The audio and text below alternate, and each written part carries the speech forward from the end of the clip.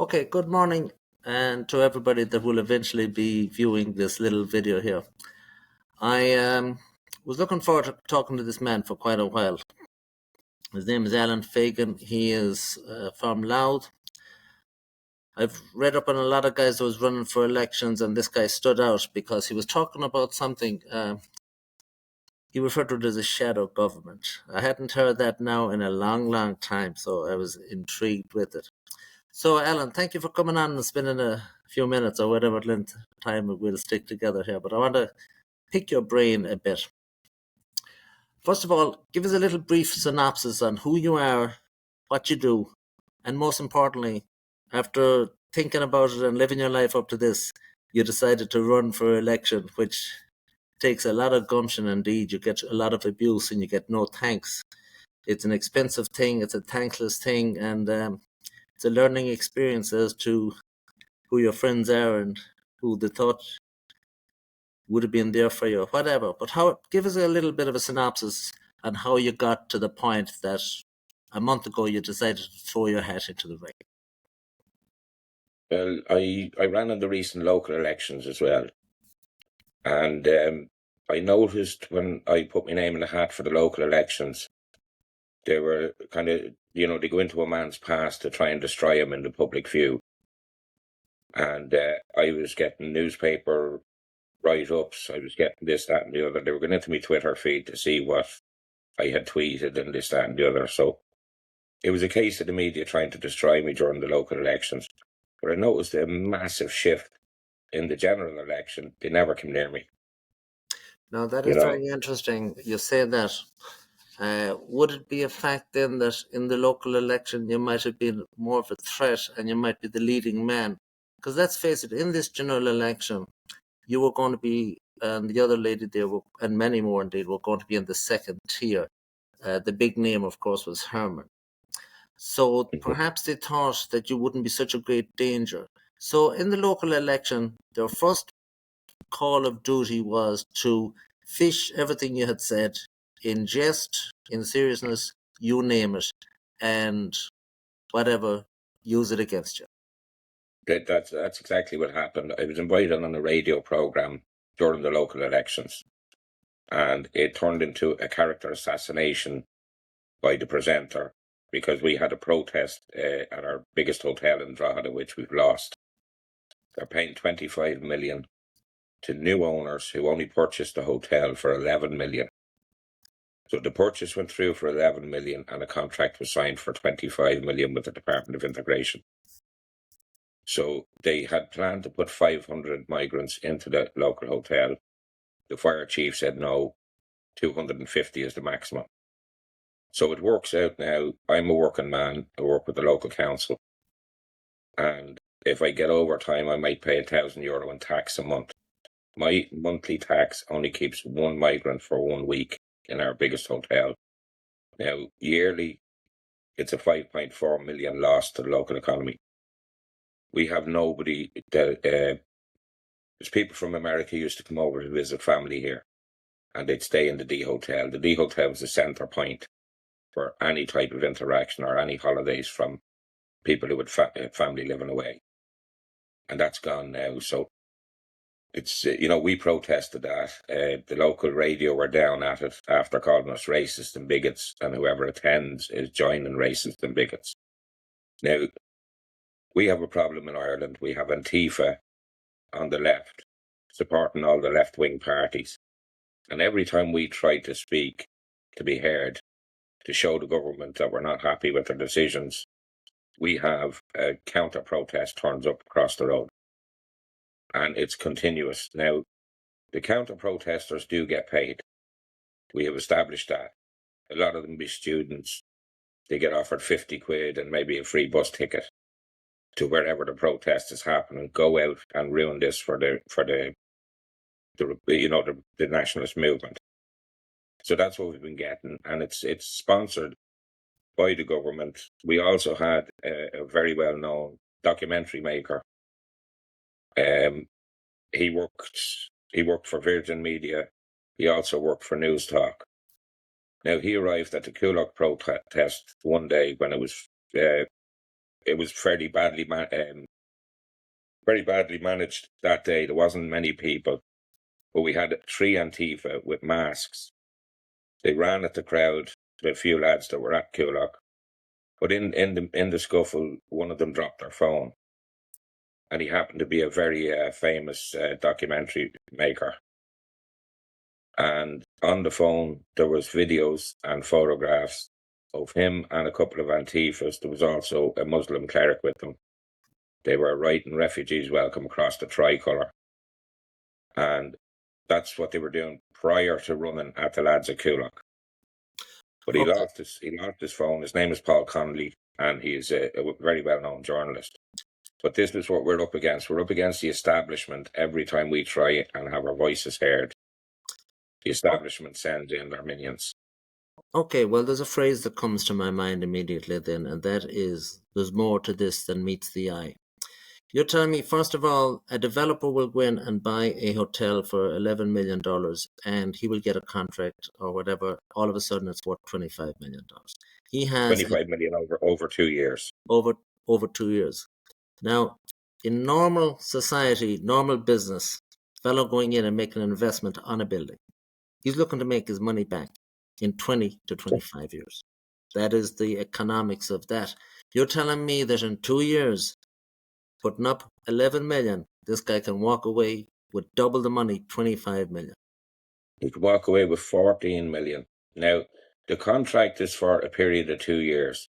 I can't see that ending in 2 years because they're using the hotel at the moment as a transit hub. So they fill the hotel for a period of 60 to 90 days. The 250 people there will be moved on to more secure accommodation, which will be housing, which is taking the housing off the Irish people on the housing list. Okay, well, that deals with the objectives of the fellow that buys the hotel there. He's a guaranteed money maker, and not just 5%, 10%. He's basically getting his money back plus in 2 years with zero risk whatsoever. That takes care of it. Now, you also mentioned the fact that there's protesters turning up. Well, they're not there, obviously, for the good of their health, and they're not there for the glory. They will get paid. Where is all this money coming from to pay these? Sometimes there's hundreds of people out. Where do the protesters get the money for the placards, the flags, their meal, their diesel, their petrol, and just to be there? They're actually, Declan, they're heavily funded by left-wing parties, by liberals. You know, like you have the Democrats in America and the Republicans. Now, the problem in our country is it should be only a left and a right. But we have parties claiming to be centre and they're operating with left-wing politics. You know, our government only started to lean slightly centre-right coming up to the elections. And they mentioned the immigration. Our Gardaí in Ireland only increased their numbers by 50 members last year when you take away who retired, who left, who's suspended, who's under investigation. So if you look at the numbers, they've increased by 1 Garda per week over this year. And that's an issue. Now, what I was hoping to do was to set up a shadow government. Now, a shadow government will be standing on the sidelines watching everything, watching and recording everything. As soon as we see legislation that the government wants to propose, if it's detrimental to the Irish people as a whole, we will object to it through the international courts. And it's all about lodging injunctions in the High Court here, but you're using international law, because our government have been in breach of international law for a long time, especially with the migrant crisis. Now, I believe George Soros is behind it. He's funding the UN and the Red Cross. And there's a lot of NGOs working in Ireland that have bases and headquarters in the like of Brussels and in other countries. So it's not only Irish NGOs. Now, the issue, your listeners mightn't realise, but we have 33,500 up to 34,000 different NGOs. An NGO is a non-government organisation. Now, the issue we have is they get $6.5 billion per year in funding. So if I was just kind of doing the maths, 33,500 NGOs, if they've 10 members in each NGO, that gives them a voting power of 1/3 Now, we had 3.7 million eligible voters in this general election. So 10% of them are made up from paid NGOs. Now, if you look at the turnout was only a little over 50%. So that gives the NGOs 20% of the vote. So 20% of the vote in this election came from NGOs that were receiving government funding. Okay, So they are never going to vote any other way other than government parties. Just to synopsize what you said there now, you said there's 33,000 NGOs. And if there's an average of just 10 people employed in each one, that is 300,000 some NGOs would people. have hundreds of employees. Hundreds of employees. If you look at the GAA is an NGO. St. Vincent de Paul is an NGO. Then you have the Irish Wheelchair Association. You have all these different NGOs. They'll set up a charity shop to do some self-funding. But they get $6.5 billion of taxpayers' money, and they raise a further $6 billion. So the NGO business in Ireland is upwards of 12 to 13 billion per year. Okay, and so therefore there's about 300,000 people whose entire livelihoods just derive from political agitation. Exactly. Now, the other problem we have in Ireland is the education system. We have a group called Belong To. They're another NGO. They're behind the trans ideology. I just call that confusing kids. You know, I don't think they should be anywhere near early learning or any type of education, because most of them are from a certain demographic community. Now, they were getting protection off our government, as in the hate speech laws, that they're a protected characteristic or group of people. And that's what they tried to bring in the hate speech laws. It's now illegal to misgender somebody in Ireland. Now, that's slightly different to, we'll say, the hate speech laws in England, which of course are draconian, to say the least. And basically, you cannot say anything in England whatsoever.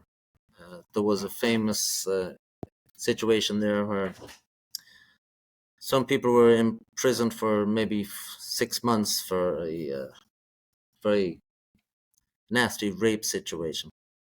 But just a regular person on Facebook, on whatever it was, the internet says, refer to these people that committed the crime as pigs or whatever. So, needless to say, somebody reported that, and they were put on trial, and the person that referred to the pig as being a pig got 2 years, but the fellow that actually was the pig only got 6 months.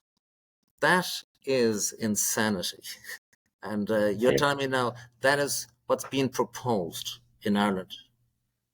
Yeah. Well, we have a certain judge, Judge Martin Nolan. He's in our circuit court system. He's renowned for letting people with multiple thousands of images of child pornography, and they don't do very few, less than 10% of people that goes up in front of him with any type of deviant behaviour seems to walk with a suspended sentence. Now, he would have been getting investigated if we had have got one nationalist across the line, because we have him in our sights a long time. There's migrants coming here committing crimes, and the government are saying that there's no link between migrants and crime. We had a little 8-year-old girl 2 nights ago stabbed while trying to protect her mother. Her mother, we believe, now this is not confirmed, but the father was a foreign national, the mother was Irish. And as far as I know, they'd lived in the UK, they'd moved back to, well, she'd moved back to Ireland with the child to try and get away from him. He found him, they moved back in together, and there was an incident the other night, and an 8-year-old child lost her life, and 2 adults gone to hospital. That's You unbelievable. know, but this is just in a normal village, New Ross in County Wexford. Tell me this: how can these events happen? Not so much this event now because it's just fresh off the news or whatever. But we'll say the two fellows that was down there in Sligo that got their heads cut off, and the unfortunate poor lady and Offaly that got savagely killed and all that. How can these events transpire, and yet the people just seem to brush it off and continue on as if nothing happened? Is there going to be another? Well, obviously, there's going to be another incident, but will there come a day when the straw will break the camel's back? Why? Where do you see all this going? At the moment, I can like we've had numerous Republican nationalist protests, and they were always peaceful. The only time there's ever any type of an incident is when on Garda Síochána, which is our police force, when they get heavy-handed. Now, I was at a protest and I walked along the line of guards. There was 6 or 7 without their epaulet numbers. The Garda uniform is not complete, and you cannot operate as a Gardaí unless you are wearing your identifying number. If you injure a member of the public while you're wearing your uniform and you're not in full uniform, you can be prosecuted as a private citizen. And that's what we're trying to bring in. We want to hold people accountable in their own aspect of individuality, not as a guard. If they break the law, we want them to be answerable for breaking the law, not just send a complaint to GSOC, who investigates complaints against An Garda. But I've seen a lot of illegalities here with the protests. We had a peaceful protest with over 5,000 people one time in Dublin. I happened to be with a group. We were walking up. I was heading back from my car at the time, and the group that was there decided they wanted to go up to Mountjoy Jail to see show a bit of sport for Enoch Burke.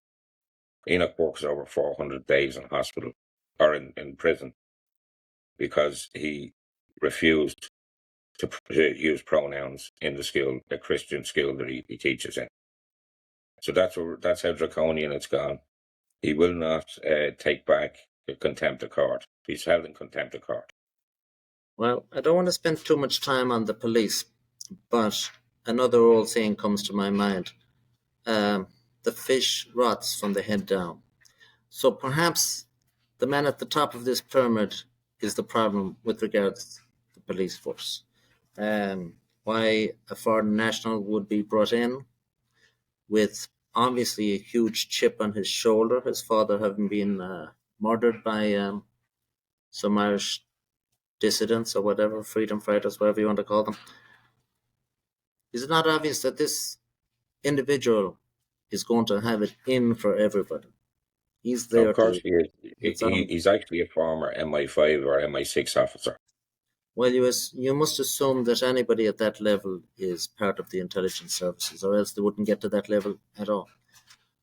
So, Yeah. getting back to the fact of the shadow government, if, for example, one of your colleagues or whoever happened to be elected in this past election, only one fellow that I saw really that was close, in my opinion, was the man from up in Mayo there. He did a very good run, and Stephen Kerr. yeah, well, I know I know that fellow's name, but I didn't want to get into him too much. But the bottom line was he was the only one that was really in the hunt down through the back straight. You know what I mean?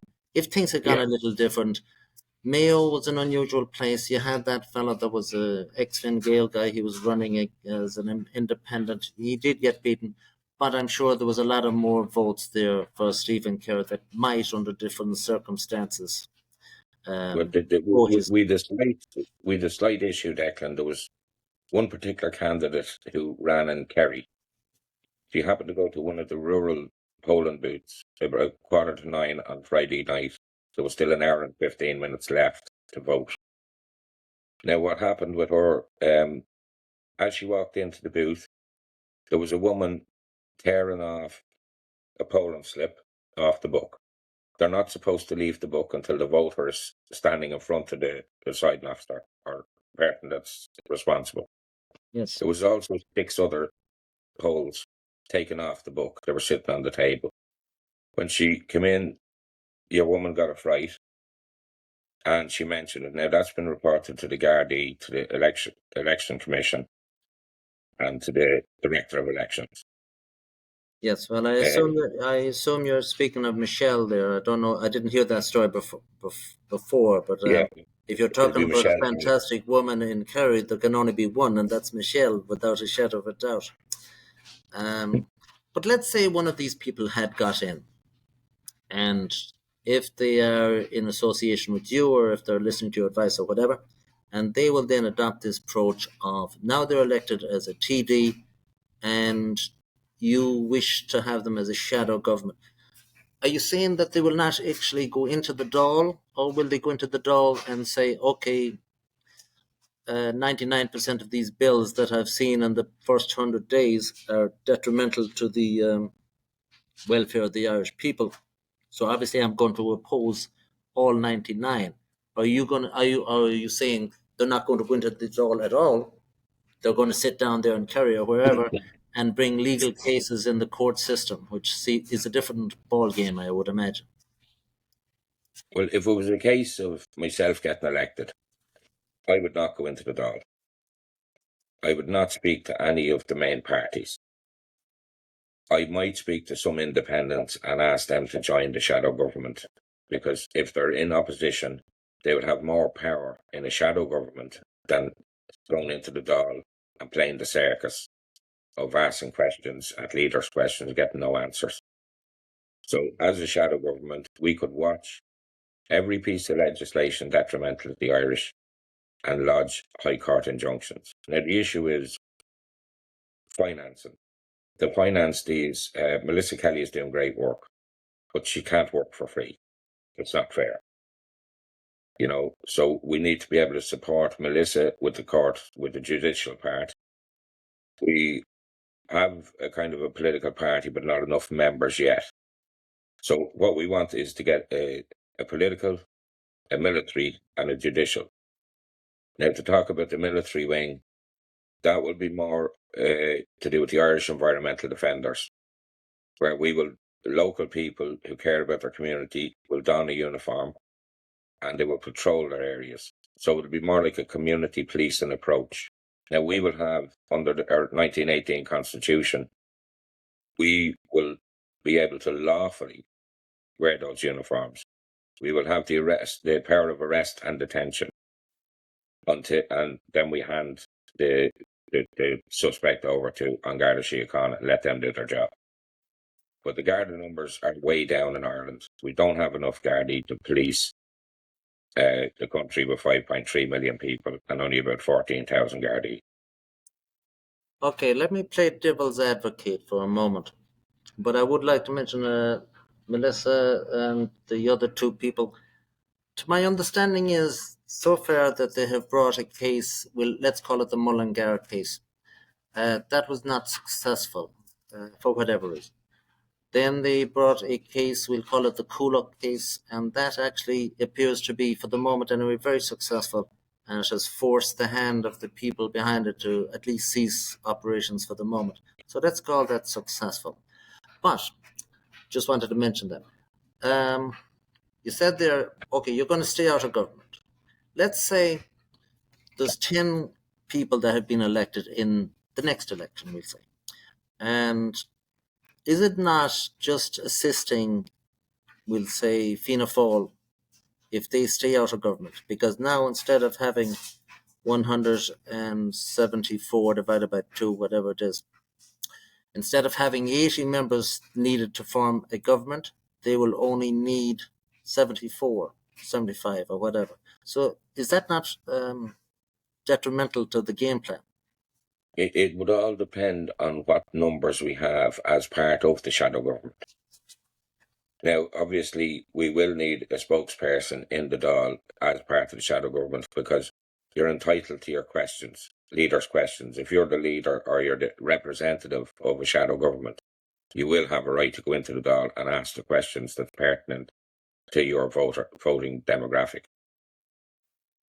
So you might have to, but there's a thing. Our court system is under the Crown Courts at the moment. Our Gardaí are a private company with headquarters in the City of London. They're a corporation, so it's a Garda Corps where there used to be a community policing on Garda Síochána. So there's a lot of stuff that's going on in Ireland getting handed over to EU, handed over to the WEF.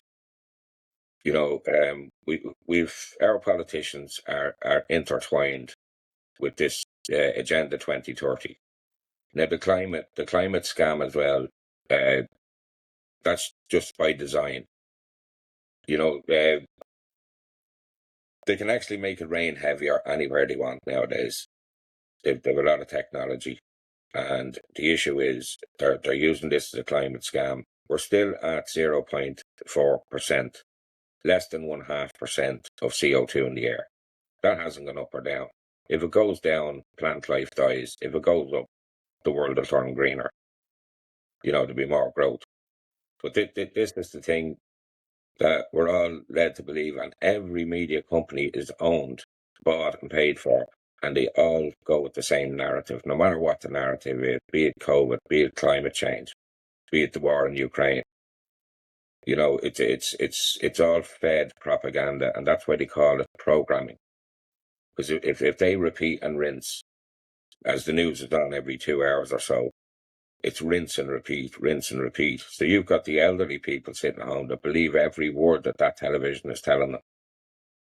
And that's where the demographic of votes for our government are. Because the government tell our state broadcaster, RTE and Virgin Media, what to say, what the public should know today. Moving on from that point, again playing devil's advocate, to the regular man on the street, if we'll call him that, he's going to ask the obvious question, which is, why don't the 8 members or whatever go into the Dáil? They have privilege in the Dáil. They cannot be sued for anything they say. Why don't they go in there and just ask the questions, present the evidence, or whatever? That is the public forum that they can do that, the only one that comes to mind, where they cannot be prosecuted for anything whatever they say comes into their mind. So anyway, your point of view is that you're going to stay out of the House of Parliament, the Dáil, maybe have one fellow to go in and ask questions or whatever. That is what you mean by a shadow government. Yeah. You will have one representative that will go into the Dáil as and when necessary. But we will not be taking a Dáil seat to sit across from a government that we don't trust.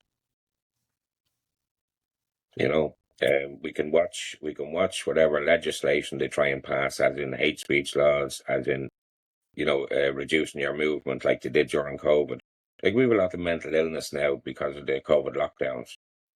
Like, you've got teenagers there that at certain very important stages in their development, say between the age of 12 and 14, between 14 and 16, there's a development goes on between those ages. And when you lock people away and all they've got to do for 2 years is play video games, you've caused an awful lot of mental health issues in those children. They'll have social anxiety. You know, just there's a myriad of things that can happen when you lock people down. It never happened to us as children, you know, but it happened during the COVID, and a lot of it was totally unnecessary. Earlier this evening, I watched a video. A gentleman, he's referred to as the West Awake. Anyway, that's his handle or whatever. He was interviewing the ex-journalist there, John Waters. Anyway, John Waters seemed to suggest that the population, I'll paraphrase it, the population was somewhat hypnotized. They are just in a world of their own, and they cannot just digest this information whatsoever. It is as if it's I don't know if he used the term, but I would refer to it as a mass psychosis. is the population just under so much stress that they just, to put it in layman's terms, they just cannot think straight anymore? Is that what you think is the situation? It's like as if people have been dumbed down, and if you're a critical thinker in the world at the moment, you're a conspiracy theorist. It's labels. There's labels for everything, and it's all coming from the liberals, all from the left. They throw the labels at anybody that speaks the truth. Now, in County Louth here, there was 24 candidates ran for the general election. 20 of those candidates got on the largest radio station in the county. 4 nationalists weren't asked on. So how is it going to be a free and fair election when the people of Drogheda and Mid-Louth did not get to hear our voices before the election? Okay, let me. The 4 members that were not invited on was yourself, the lady Tracy O'Mahony. Have I her name correct? Tracy O'Hanlon. O'Hanlon. Okay, I'm getting confused with another one. Herman Kennedy and Derek McIlerney. Okay, Derek McIlerney is the last fellow's name? Yeah. Okay. It's very strange that Herman Kelly wasn't invited to the program, because, just regardless of what anybody's opinion of Herman Kelly is, he ended up, I believe, at the end of by the elimination stage with something like 3,600 votes. That's a heck of a lot of people for a local radio station to shun. Yeah. So obviously they must have been told by somebody, hey, don't put that guy on there. Well, what I've seen, Declan, they're afraid of me, the media, because I will say what I feel, and I will not apologise. If I feel it in me gut that it's right and it has to be said, I'll say it. Now, what I found this time, I think with the attacks that I got by the media during the local elections, they thought we'll finish any aspirations Alan Fagan has of becoming a politician. So they tried to destroy me in the media, bringing up stuff 30-odd years Of course, in me, historical stuff, and to bring that up to try and paint a narrative to make me out to be a person that I'm not. The person sitting in front of you today is not the person that would have sat in front of you 30 years ago. So this is what I'm looking at. So all of a sudden, there's the election's called, there's 3 weeks to the election. So I think to myself, sure, why not? I went up with my €500 deposit and I put my name on the ballot. Now, it was more dipping the toe in the water just to see how it went. I would have expected 3 times what I got in the local elections. I would have expected up to 500 votes, but it didn't materialise. I ended up with 116. I didn't do leaflets, I didn't do posters. But there's other candidates across the country on the nationalist side that did do posters and did do canvassing and worked very hard up to the elections. So there was very little difference. It was all across the board that the nationalists did not get the vote. Yes, well, I cannot follow every candidate, but I was following the fellow there up in Coolock, Kevin. He got something like 500 votes, and in the local election, he got something like 1,100 votes. Now, I could be a little bit wrong, but that's the general gist of it anyway. The local elections, a much, much smaller electorate, much smaller pool. It's like putting your fish hook into a fish bowl for the locals and putting it into a lake for the general. Yes, it's not a case of he got half the number of votes. Pro rata, he got probably a quarter or maybe a fifth of the number of votes, if not even more so. So maybe there was a bit of skullduggery involved. I also came across people complaining about that fellow that makes the videos there, Philip, and he got 1 vote from Newtown Mount Kennedy. I thought that was, if it's true, if it's real, I thought that was pretty amazing, because you've got a complete town. This fellow, in their view, must not be coming in to help them. Now, in his view, of course he's coming in to help them, but if you can only get 1 vote, there is something amiss in either their perception of him or their perception of reality or whatever. It has to be, because I travelled to Newtown Mount Kennedy myself during the, when they started trying to put a plantation there. And Philip was given, Philip's a citizen journalist, he was given plenty of publicity to what was going on around the country at different protests. But the issue we have going forward, because I believe that this election was interfered and tampered with in a big way. In a big way. Now, the Nationalists did get a good number of votes.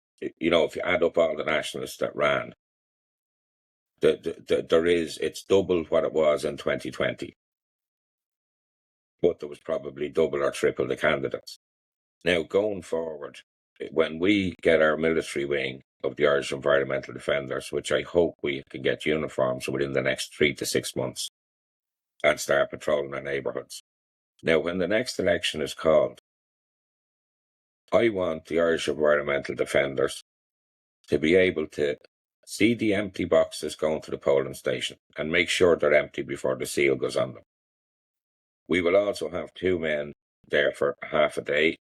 We will have 2 more men there for the other half of the day in every polling booth in the country. And this is the only way to take our country back, to make sure there's no skullduggery. So we have independent observers who happen to be Irish Environmental Defenders. Now, when the ballots are leaving, we will be checking the van that they're going into, and the van will be followed to the holding centre. We will also have a couple of men in the count centres with on Garda Síochána overnight. There will be no skullduggery in the next election, because we will make sure that we police it ourselves. And that, I think, going forward, is the only way that we're going to have a free and fair election in Ireland. As I say, you have 1/3 maybe up to 500,000 voters who receive a paycheck from government through their NGOs. So that's the battle we're fighting. And this is by design. These NGOs were all allowed to set up. Now, if you're an NGO and you're on the left, or you're encouraging migrants, or you're encouraging weird education in schools, you will get funding. You will get it like that. But if you're a nationalist and you want to set up an NGO, and it's basically just an NGO that looks after the national interest, you won't get a penny. You won't even be, you won't be entertained. So what we have is, if you're left liberal and you have an idea and you approach the government with your idea and you look for funding, you're another NGO just been set up. But if you go with Republican ideals, they won't want to know. They will not entertain you. I don't know any right-wing NGOs in Ireland out of the whole 33,500. With regards voter tampering there, with tampering with the votes, you bring up a very good point. And usually when people say, oh, well, where were they overnight? They're focused on the overnight, and they're focused on the trip from the polling station to the counting centre and that time period. But obviously, if there's tampering to be done, as you just brought up there, you're the first one that brought it up, the tampering would obviously be done bringing the box to the polling station. It's not empty. It's already half filled with made out ballots. That's exactly what my point would be, that we need to make sure they're empty. Who needs those expensive electronic voting machines if you can just do it the old-fashioned way? And yeah. I think 99 out of every 100 people would have overlooked that. That's the weak link in the process from start to finish. You actually start off halfway to the finish line if you are the local candidates, or if you're not the local candidate, if you are the favored candidate. If you're the preferred candidate. The favored or the preferred. That's a fascinating thing. That is amazing. So as far as I'd see, we escort from the night before or the early in the morning, when the boxes start getting dispatched, before they seal any box, we want to make sure it's empty. Yes, at the start of the day.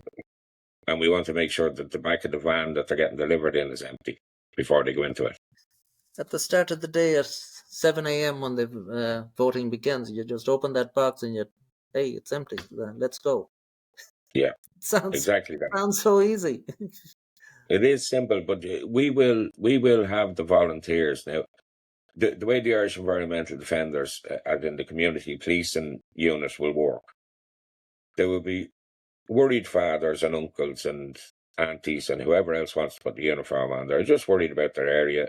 It's maybe the demographic has changed and you've got 40% of people that you never had before, and they're not from our culture, they're not from our religion. So you've got all these people planted. It obviously puts fear into people, because people do fear Islam. They fear the different cultures that come. Now, I've always said we're not inherently racist, and for me, it's not about colour. I'd happily talk to any man or woman of any colour, but it's culture. Now, everybody has their own culture. Chinese have their own culture, Japanese, everybody.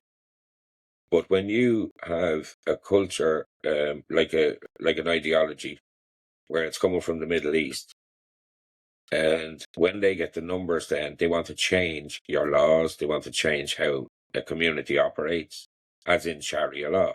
And it's happened all over the UK, and we don't want that here.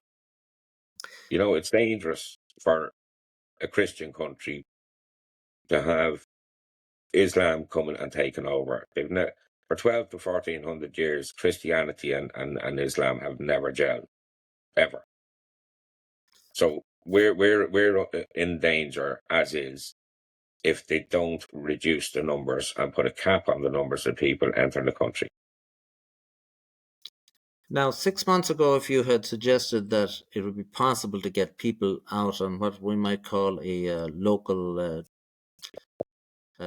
community policing, or uh, a local community watch, WATCH, I'd say no way. People are too busy watching whatever they're watching on TV. But you think in the last 6 months, people have become more nervous? Let's put it like that. I hear a lot of reports of people afraid to go out at night. I've someone was reporting about that. I just saw it on a post someplace or whatever. He says he's a grown man. He's 6 foot tall. He's 15 stone. He's afraid to walk down the streets of Longford. That's just happened to be where he's from at night. And people are saying that could not be happening. That is reality, I guess, 6 months on. It's going to be a bigger reality in 6 months' time. If you go into Dublin City now, there's less than 50% Irish born. Less than 50%. And in Drogheda here, we're the biggest town in the country. We have to be at 40%, approaching 40%, or just gone over 40%. There's a lot of money getting thrown at people. There is a lot of Georgian type buildings in Drogheda, and they've been let go run down over the years. Now, all of a sudden, there's any amount of money to get these places back into working order. The issue that I have as an Irish nationalist and a Republican is that we have nearly 15,000 on our homeless list now. Some in emergency accommodation. There's up to 2,000 people sleeping rough on a nightly basis in the country. Now, in all sorts of weathers. What our government has proven over the last 4 years or 5 years is that they could have solved our housing crisis at any given time. Because if you can house 100,000 or 200,000 or 300,000 from other areas in a short space of time, put them in a hub first, and then when you procure accommodation for them, they're moved on. So they're getting into houses ahead of the Irish people who have paid taxes, whose parents have paid taxes, and whose grandparents have paid taxes. The people who built the country are getting crapped on. That's the only way of putting it.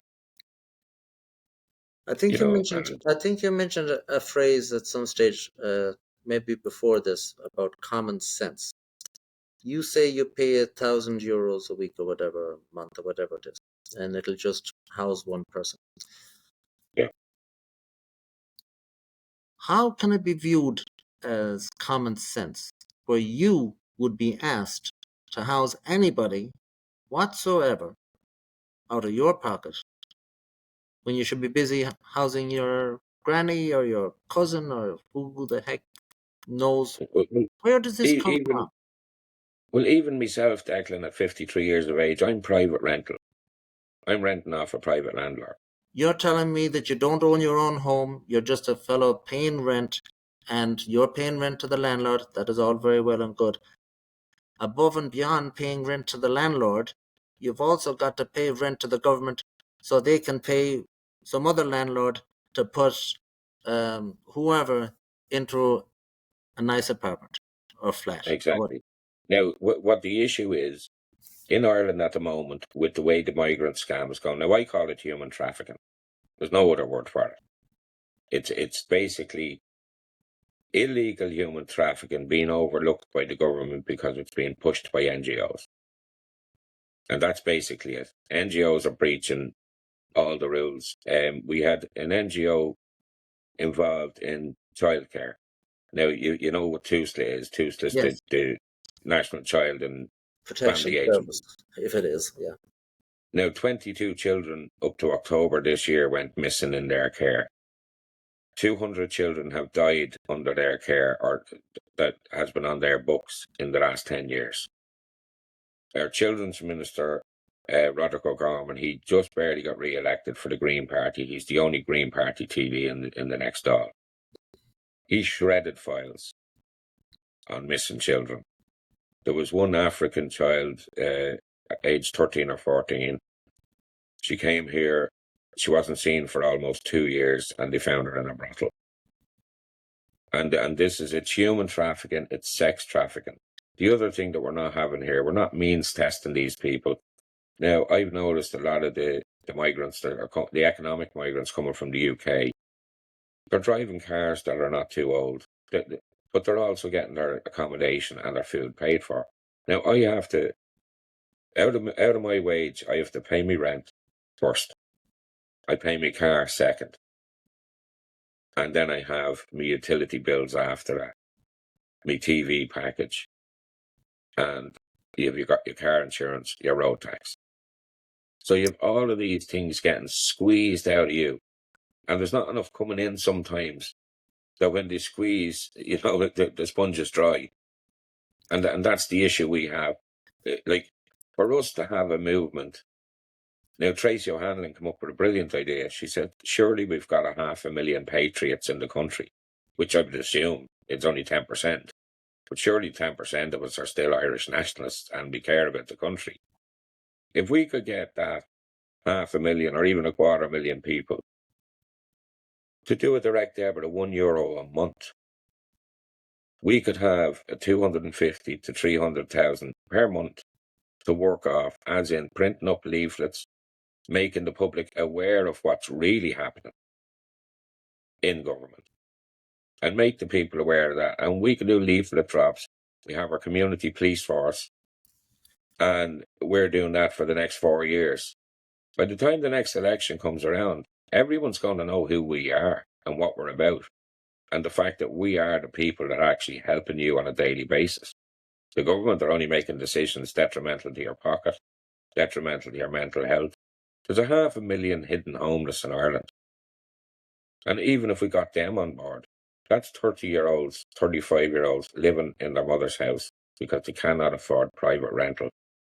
There's no availability of private rental, or either or. There's a myriad of reasons why they're stuck in their mothers. And the main thing is unaffordable rents and not enough supply of housing.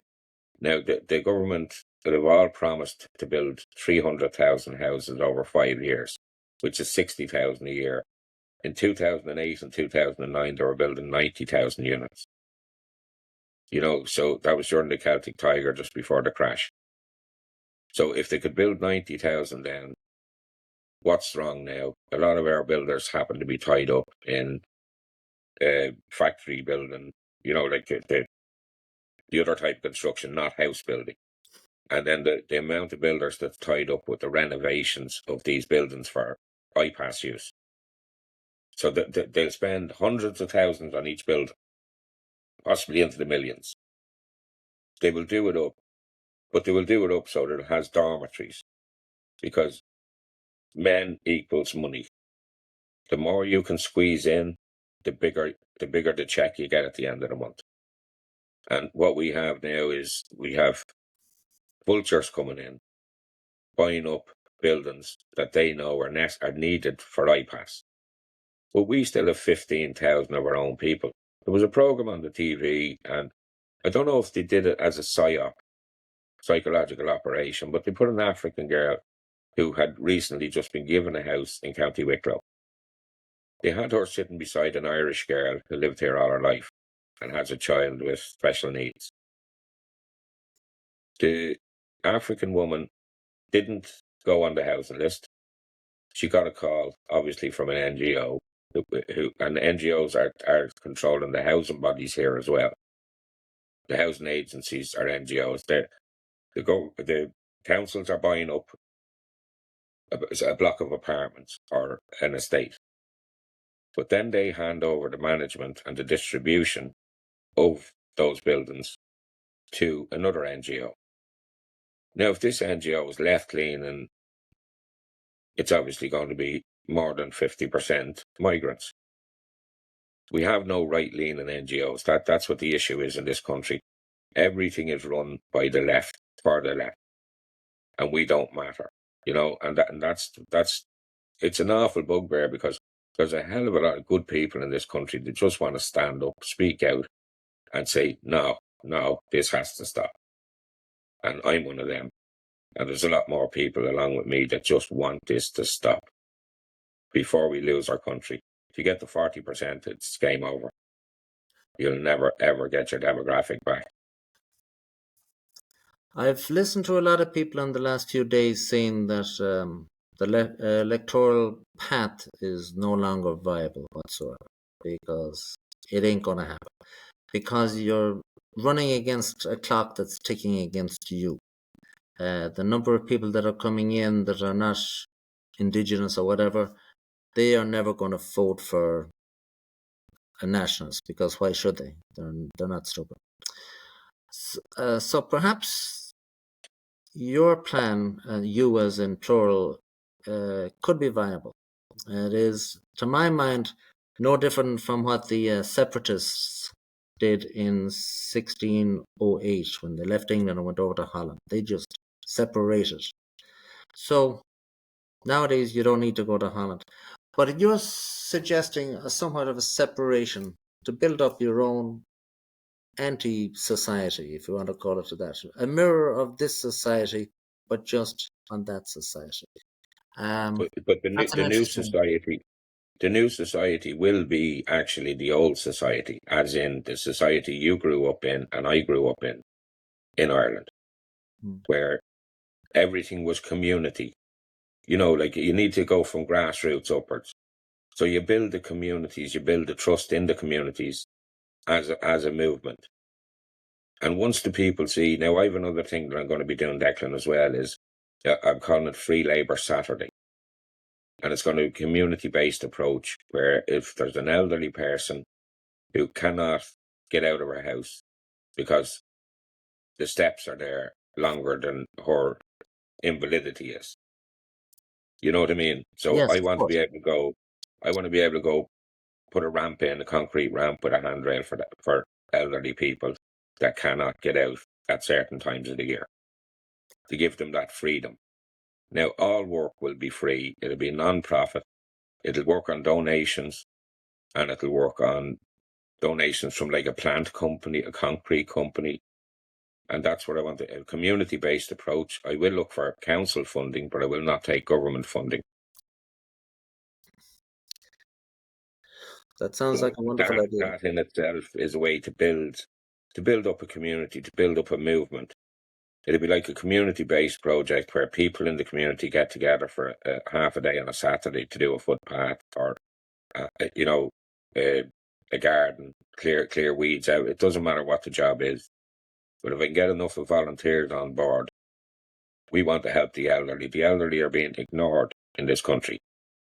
They're the main voting demographic of the main parties, because they get promised that your pension is going to go up 20 quid a year for the next 5 years, or 10 or 12 a year. So they get sucked into that.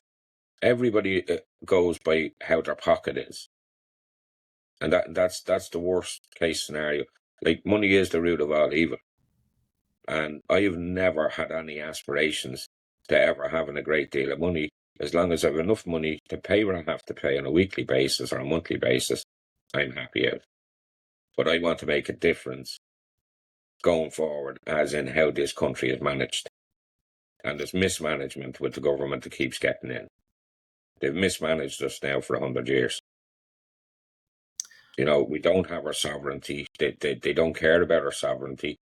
We had the Micheál Martin, when he was the Taoiseach, standing down at Michael Collins Memorial in Bale and saying now is not the idea for a backward looking thing like Irish sovereignty. And 2 weeks later, he went on the news. Now is the time to show Ukraine support as a sovereign nation.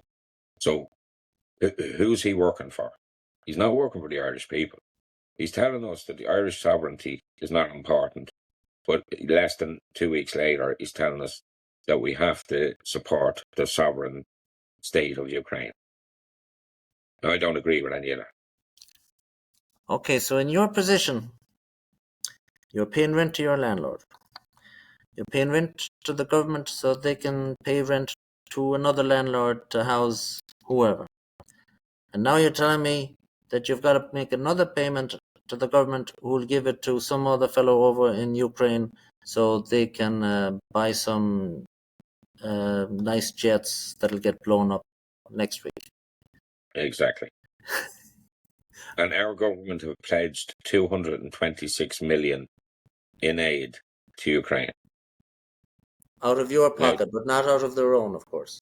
No, out of the taxpayers' coffers. Well, in actual fact, it's actually only a small amount out of the taxpayers. It's even worse than that. They're not taking it out of the taxpayers, because if they took it out of the taxpayers would actually wise up and realize what's going on. They're taking it out of a gigantic credit card. And the debt of Ireland now, which was 15 years ago $60 billion, is now 270, give or take, $1 billion. Yeah. If the Irish people actually had to pay for this largesse, they would have revolted 10 years ago. But unfortunately, they were unaware of just how deep a hole that they have been tossed into. And that debt, of course, is now coming due. Even as we speak, the government of France seems to be falling because the debt load is too great. So the music appears to be coming to an end. So it is going to be fascinating to watch, indeed. Yeah. Well, when the banks got bailed out in Ireland to the tune of 60 or 80 billion, that put every Irish man, woman and child in 44 grand of debt. Exactly. And now it is 4 times as large. So it's probably in a round figure 200,000, which of course is unpayable because Irish people don't have a spare 200,000 euros. And if an But Irish it's person still has on the ledger 200,000, book as being old. yeah, if you have 200,000 euro in Ireland, you're still going to be lucky to get on the housing ladder.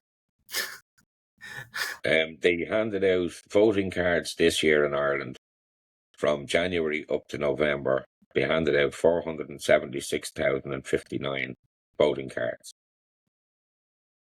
115,000 of those was done after the election was called. So nobody was asked for voter ID when they went. Other people went to vote and they were told that they'd already voted. Their name was crossed off. So this is where I'm getting back to Michelle Keane's video, where she's seen 7 ballots torn off the book, 1 in the process of being torn and 6 sitting on the desk. Now, if the people that are in the polling stations, the adjudicators, when you come to vote, if they have political leanings towards one or other party, what's to stop them being deceitful all day during the election? Now, even if we get to the box being empty before it arrives, we will not take our eyes off any boxes in the next election. Another question that has been raised a lot is people are saying that, we'll say in County Louth, for example, there was 24 candidates. People are saying this is crazy. Why don't they all get behind one nationalist candidate? What are your views on that? Because the people say, "Oh, we're splitting the vote," but yeah, I find with a lot of the nationalists, Declan, there's a lot of ego with some of them. Now, I parked my ego a long, long time ago because pride will kill a man, and you just need to work for the greater good, regardless what your individual perception is or your individual feelings. Sometimes you have to park your feelings aside and work towards a greater goal. And what I find is, now Herman Kelly did very well, but Herman has a very big ego, bordering probably on a bit of narcissism. That's in my opinion, and I don't mind saying that to Herman.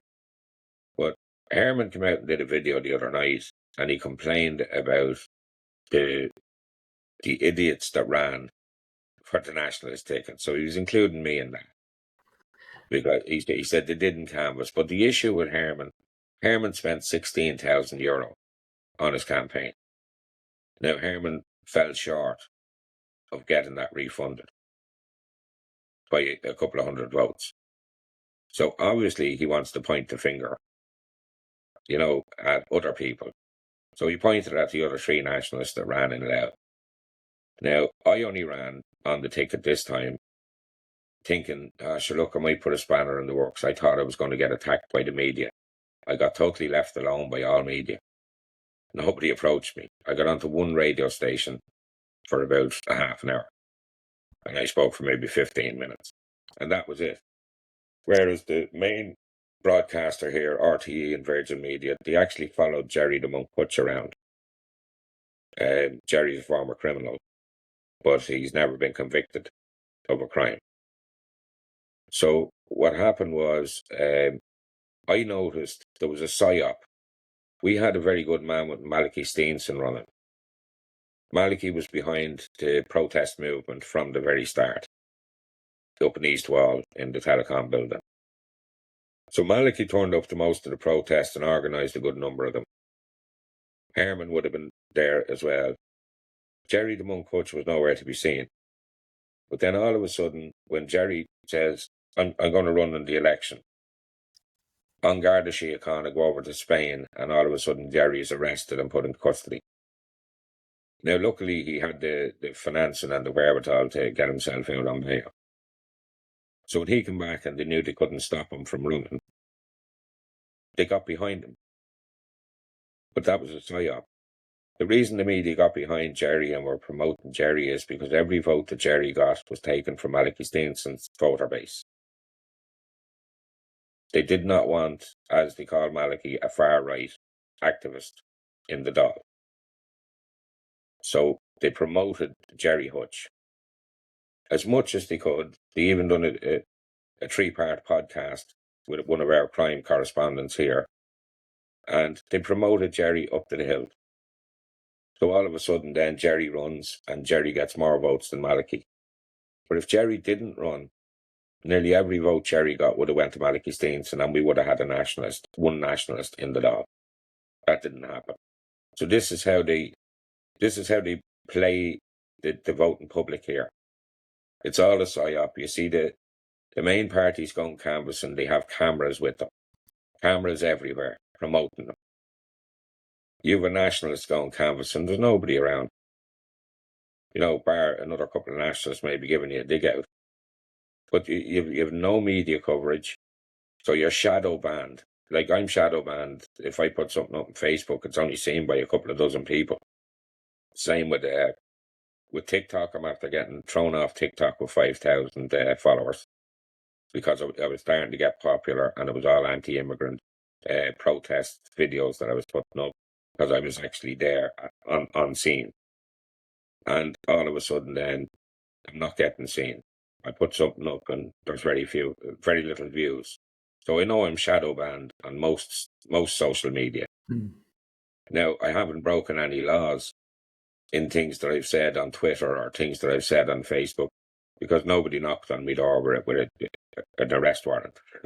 So I think I've survived saying things too out there to come to the attention of the law, or well, the laws in this country at the moment are all legislation. Everything is legislation. If you go to the law of the land, or you go back to maritime law or common law, half of these laws didn't exist then. So it's legislation, and they call it law, and expect us to adhere to it. You know, and whatever they want to push, they will push on the Irish people, whether we like it or not. You are correct on that. But anyway, the law is a bit too complicated for regular people. It is what it is, I guess. Yeah. So tell me a little, just before we sign off, that other lady that ran against you, I saw her in a video with you, and she spoke very eloquently, and she was very presentable, and she came across as a very intelligent person. Just give me a little bit brief on her story, because she actually I don't know anything about her except that she looked to be a fantastic candidate. Yeah. Now, Tracy's a mother of 4 children. She's a lone parent at the minute. She cares about her community. She cares about Dundalk. She lives, she's from Dundalk, but lives just over the border in Uri. Now, the reason Tracy got involved in politics, she was with the Irish Freedom Party first, but she was just sick of the way things were going. The way any extra money or any extra facilities in any place across the country was being given up for people that never paid 1 red cent in this country. So we had economic migrants coming, we had scammers coming, we had people being human trafficked by the NGOs, and Tracy wanted to stand up against it. Tracy would normally sing the Irish national anthem after each protest, and she's a good, solid Irish woman. I've met her mother. Her mother's lovely as well, a good patriot. Now, Tracy stood up. Myself and Tracy went up to LMFM, the local radio station, last Thursday, which was 1 day before the elections. We walked into reception. We asked, why had you got 20 out of 24 candidates on your show? Why no nationalist voices heard on this radio? I said, are you woke FM, or what has gone wrong? Oh, we couldn't fit anybody in. We couldn't fit everybody in. So I said, so you only admitted the 4 nationalist candidates who have a right to be heard by the people of County Louth, with the election being tomorrow. Well, you won't be going on the radio. That's what they told us.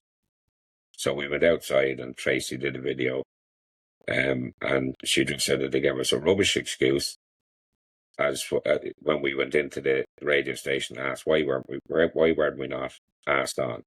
Do we not have a right as candidates in a democracy to have our voices heard? And we were told no, we weren't going on, and that was that. I'm wrapping it up now a little bit because we've gone an hour and 10 minutes or whatever. But I would be remiss if I didn't ask you about culture. And people will ask me why I didn't ask about culture. What do you consider a way to promote the Irish language and the learning and the appreciation of Irish history, for example? Well, there's a lot of good audio kind of books now that you can learn different languages through. Yeah. But to kind of learn Irish, your best bet is to go to the Gaeltacht. You know, is to visit the west of Ireland and actually go to a community where you can't speak anything other than it for a couple of weeks. But your grouping would find it view it as important to at least try to learn some Irish. That's the question I'm asking. Not actually how do you learn Irish, but how important it is for any Irish nationalist. I frequently see people saying, "Oh, you're supposed to be a nationalist, but you cannot speak your own language." Yeah, that is an important thing, a sticking point for many nationalists, I think. It would be, but what you have to look at as well is a lot of nationalists spent a lot less time in school than the elite. Than That is than true. our politicians that went to third level education and spent their summers in the Gaeltacht, while nationalists were out getting their fingernails dirty, mixing concrete and building blocks, or fishing. In my case, I was a fisherman for 30 years, and I loved it. So hard work is. There's a certain demographic. It seems to be the right are the hard grafters. I don't see anyone with pink or blue hair on the building site. But what I do see is I see hard-working men, actual men. And, when I look at the left in Ireland, there was a thing on last year. It was Let Women Speak. And what it was, women wanted to speak about their experiences in the Magdalen laundries and of the adoption places that they were in. And a left-wing group arrived, the usual paid Antifas, arrived and started screaming, dog whistling, loud hailing, because they did not want these natural women to be allowed to speak. So there's where we're at. We've got the loony liberal left over here as well, Declan. Don't think they're just in America. I guess they're all over. All right, Yeah. well, I'm going to leave it at that because the morning is fast approaching. Thank you very much, and we will talk again, and I'll see can I upload this or do whatever I can do with it. Thank you very much. Thanks, Declan. Cheers.